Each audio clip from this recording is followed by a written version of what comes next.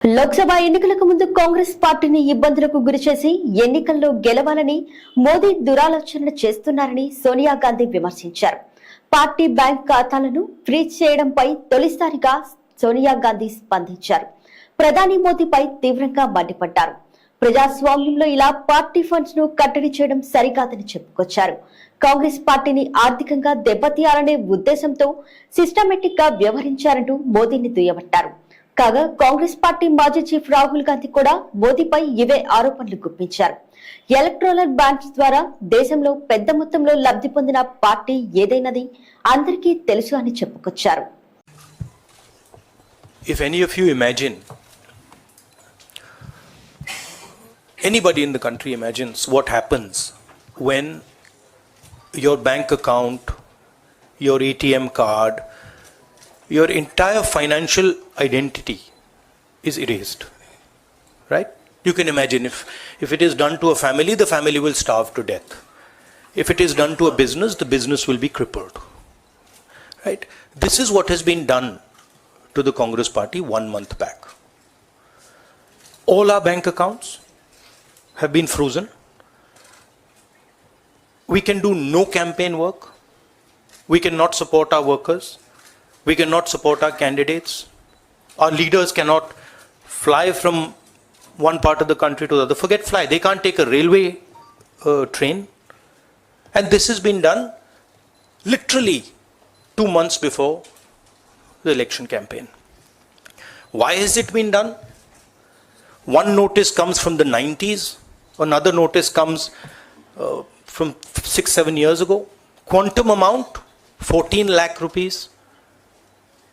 And punishment, our entire financial identity. Right? What's interesting to me is that there are institutions in this country that are supposed to protect the democratic framework. There are the courts in the country, there's the election commission in the country, right? And nothing is happening.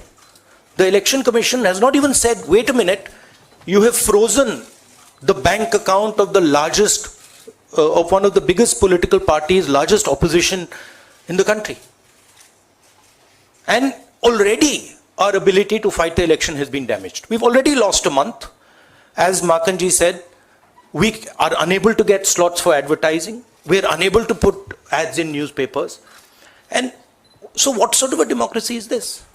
This is a criminal action on the Congress party. And it's a criminal action done by the Prime Minister and the Home Minister. It's very clear.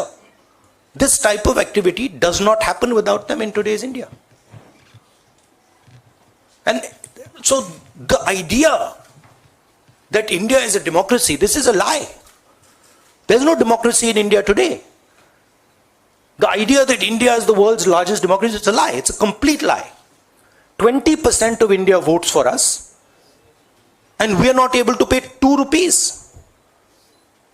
for anything.